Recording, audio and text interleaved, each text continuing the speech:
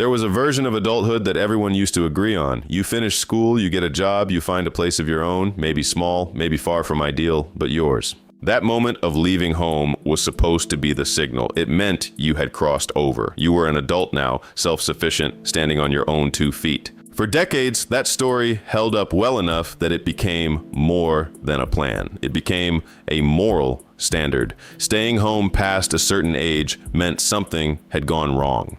But while that standard stayed fixed, the world underneath it changed. Rents went up, home prices went up faster, wages did not keep pace. Millions of adults who fully intended to live independently did the math and found they could not, at least not yet, and in some cases not for a very long time. So they stayed home, or they moved back, then more of them did, then more. By 2020, for the first time since the Great Depression, the majority of adults between 18 and 29 in the United States were living with their parents. Not a fringe group, not people in crisis, the majority. And the emotional weight of that fact, the quiet embarrassment, the explaining it to people at parties, the feeling of being behind, did not go away just because the numbers changed. This video is about why that happened, what it actually costs, and why the stigma held on long after the behavior became mainstream. Before we get into it, a quick thank you to the sponsor who made this video possible. Hey, it's CJ, the creator of this channel. If you want to make YouTube videos like this, then topic2video.com will handle everything for you. Just input your topic,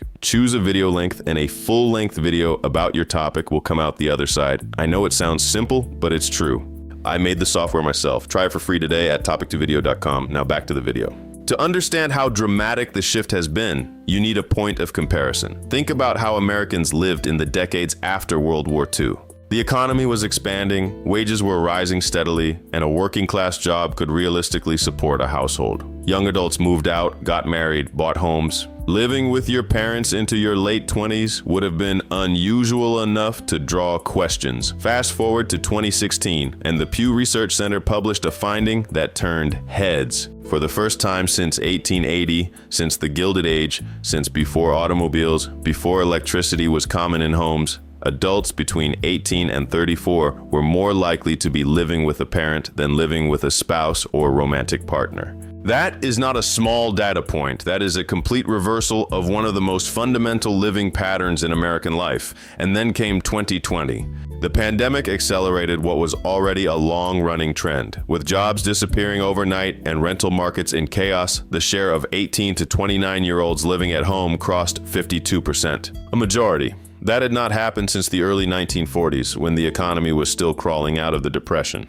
These numbers matter because they tell you this is not a story about a particular kind of person failing in a particular kind of way. When the majority of a generation is doing something, it stops being an individual problem. It becomes a structural one. Something in the system changed and people adapted to it. What changed was the cost of housing and the relationship between that cost and what most jobs actually pay. The economics behind this shift are not complicated. They are actually pretty simple once you lay them out side by side. Start with rent. In most major American cities today, a one-bedroom apartment runs somewhere between $1,500 and $3,000 a month. In high-demand markets, the coasts, tech hubs, cities with strong job markets, it runs higher. A two-bedroom in San Francisco or New York can easily exceed $4,000. Even in mid-sized cities that used to be affordable, rent has climbed sharply over the last decade. Now look at wages. The federal minimum wage has been stuck at $7.25 an hour since 2009. That is over 15 years without an increase. Adjusted for inflation, meaning after you account for the rising cost of everything, workers earning at or near the minimum are actually bringing home less purchasing power than they were in the late 1960s. Even workers above the minimum in entry-level jobs that require a degree are often earning between $35,000 and $50,000 a year before taxes. In most cities, that salary simply does not stretch far enough to pay rent, cover groceries, manage student loans, and have anything left. Student debt adds another layer.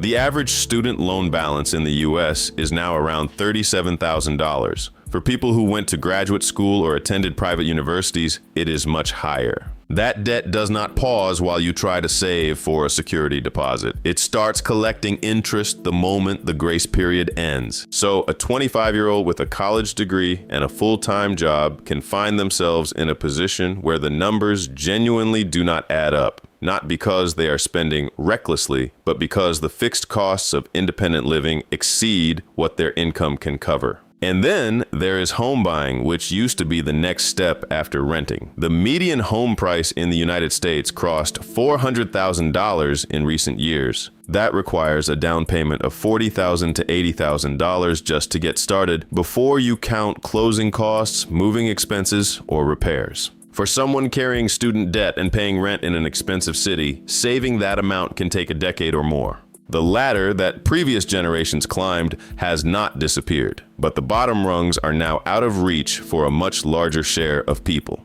Living with parents is, in pure financial terms, a rational response to exactly these pressures. It cuts the biggest fixed cost out of the budget. It creates the possibility of saving. It buys time in a market that punishes people who are not already ahead. So if the economics are this clear, why does living with your parents still carry so much weight? Why does it feel like an admission of something even when the math makes perfect sense? Because culture does not update as fast as spreadsheets do. The idea that moving out equals growing up is not just a preference. It is baked deeply into the American story of what adulthood is supposed to look like. Independence, financial, physical, geographic, has been treated as the proof that you made it. It shows up in movies, in TV shows, in the way people talk about their 20s, the messy first apartment, the struggle that builds character, the pride of paying your own way. These images were absorbed early and they stick. When you still live at home past 25, or when you move back after being out on your own, there is a gap that opens up between what you expected your life to look like and what it actually is. That gap is uncomfortable regardless of how rational the decision behind it was. People know intellectually that housing is expensive. But the quiet sting at a family gathering when someone asks where you live, the way a first date conversation suddenly gets awkward, that feeling does not care about your logic. And it is not only the person living at home who feels the weight. Parents carry their own set of complicated emotions. Some feel proud that they can help. Some feel like their child is struggling. Some feel tension between wanting to support and wanting to see their child launch. The arrangement can work beautifully, but it rarely arrives without at least some of that friction. The cultural picture is also uneven. In many immigrant families, and in much of Southern Europe, East Asia, and Latin America, adult children living with parents is not just accepted, it is expected. It is seen as a sign of family cohesion, not failure.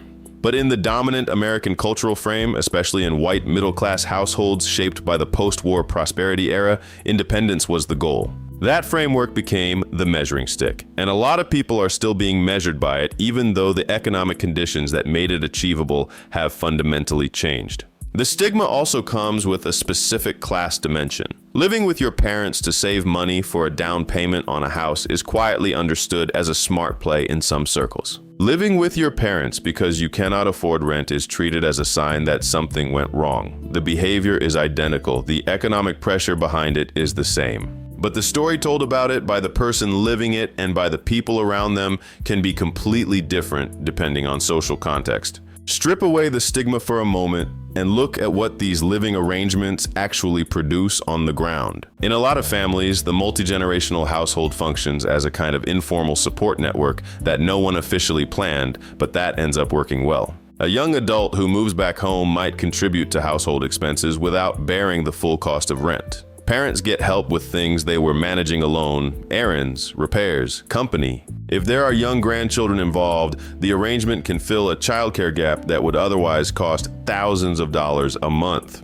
The Institute for Family Studies has pointed to evidence that this kind of living arrangement can actually strengthen intergenerational bonds, the real day-to-day connections between different generations in a family. When parents and adult children share space, they talk more. They build routines together. They often develop a different kind of relationship than they would if they only saw each other at holidays. Grandparents who live with or near grandchildren tend to be more involved in their lives. That involvement has documented benefits for children's development.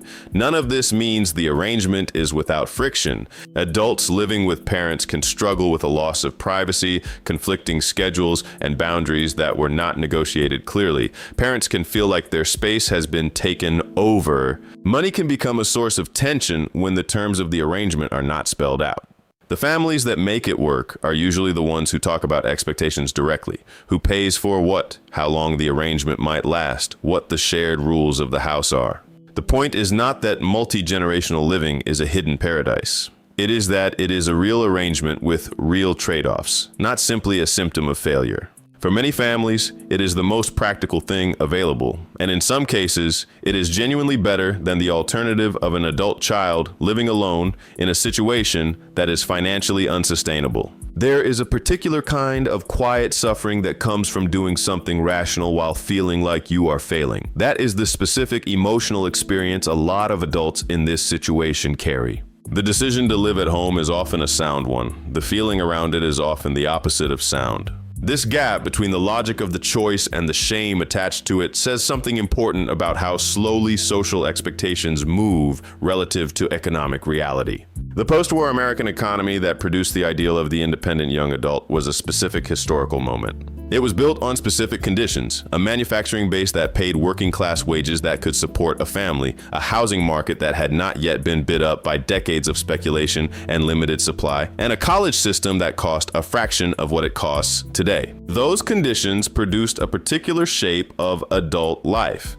and that shape got encoded as the norm. But norms built on a particular set of economic conditions do not automatically dissolve when those conditions disappear. They hang around, they become moral language, they get passed from parents to children. The parents who lived through the easier era genuinely believe that the path they took is still available because they walked it themselves and it worked. The expectation they carry is sincere. It just no longer matches the terrain. This is not about blaming a generation or identifying a villain. It is about recognizing that when an economy changes dramatically, the cultural scripts that grew up around the old economy take time to catch up. Right now, a large and growing share of Americans are living inside that lag, caught between what they were told adulthood should look like and what their actual financial situation allows. Here is where things actually stand.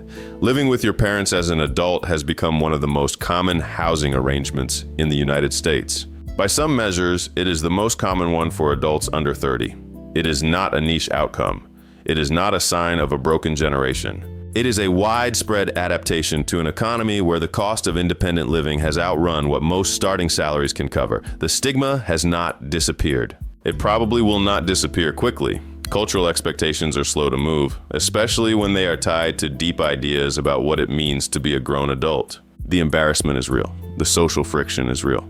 And those feelings are worth taking seriously, not dismissing, because they affect the mental health and self-perception of millions of people who are already navigating a genuinely difficult situation. But here is what the data makes clear. The old picture of the adult who lives at home as someone who gave up, who could not cut it, who is stuck, that picture no longer fits the majority of people it is applied to. Most of them are not stuck.